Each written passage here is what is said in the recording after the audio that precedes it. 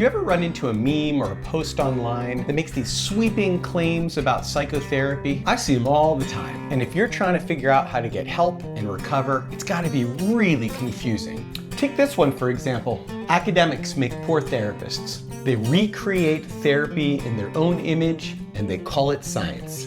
Pretty snappy, huh? Unfortunately, it's also disinformation. And when we're talking about people's lives, when we're talking about your life, accuracy matters.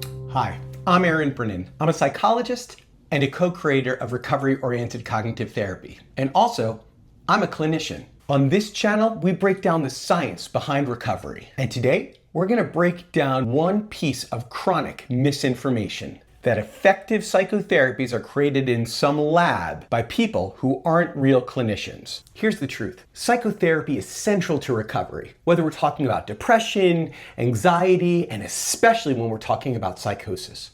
And over the past several decades, we've made huge steps forward in identifying what actually works to help people move forward in their recovery. And those effective treatments can come from many different traditions. Some, like interpersonal therapies, grew out of psychodynamic approaches. Many others come from a family of interventions called cognitive behavioral therapies. They're therapies that recognize that we learn lessons throughout our lives, and those lessons shape the way that we think, feel, and interact with the world around us. And that pattern reinforces those lessons. And those can be helpful and accurate, or those can be unhelpful and inaccurate. And when national guidelines, like England's NICE guidelines, review the science behind psychotherapies, CBT is often recommended as the first-line treatment for many disorders. That's not bias, that's evidence. Now, my meme posting friends are intentionally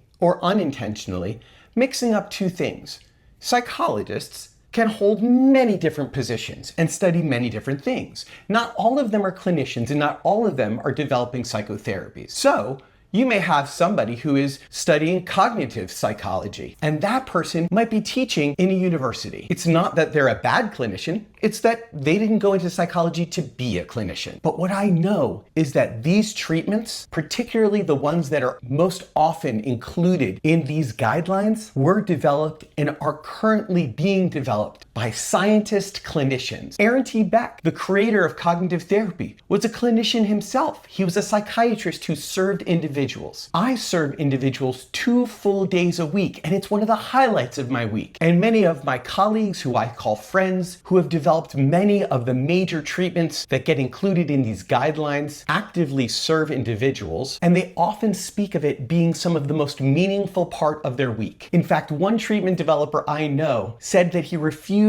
a promotion unless they allowed him to continue both seeing individuals and supervising interns. So that hardly sounds like an academic who doesn't want to see patients. Now, I've heard somebody say, CBT may have become a victim of its own success because it's been so widely researched and so widely spread in its treatment. You'll hear pushbacks and myths like CBT is impersonal, or it's like taking a college course where you're just told what to think. Now, if I'm being generous, maybe that individual just had a bad CBT experience. That can happen in any psychotherapy. If I went to a psychodynamic therapist and they just asked me a lot of questions about my mother and said a whole bunch of times, I might think that that whole therapy was terrible. But I'm not going to judge a whole theoretical orientation based off of one bad practitioner. If I'm being less generous, some of these individuals, they may have not put their therapy through such rigorous studying. And the fact that CBT is now considered an evidence-based practice, they take exception to. So when the evidence base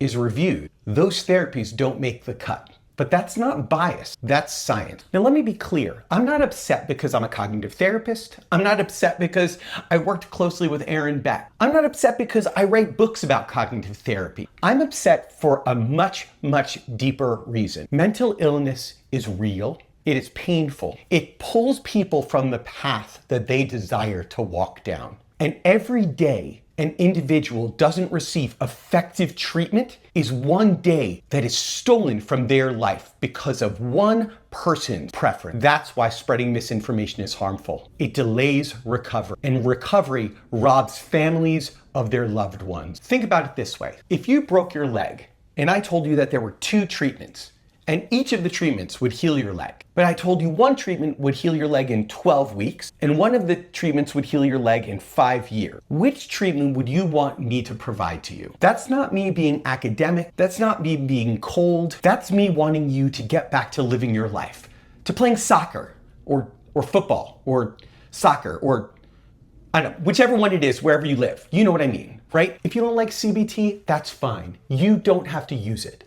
The only thing I ask is stop spreading disinformation. It confuses people. People who are early on in their recovery journey and they're trying to figure out their way out. So here's my question for you. Would you like to see more videos like this? Debunking myths about psychotherapy? There's a lot of them, trust me. If you ask my family and friends, they hear about them all the time. And if you'd like a little bit more straightforward information about what treatment is like, you can check it out in my book, Living Well with Psychosis. I cover it in nice detail, but easy to digest. Drop a comment below. I'd love to hear your thoughts. And if you found it helpful, hit like and subscribe and share this with somebody who might need it. And you know what? If you want to get a little taste of what CBT might feel like, check out this playlist. These are all interventions that come from CBT. Thanks so much. I hope to see you again soon. Be well.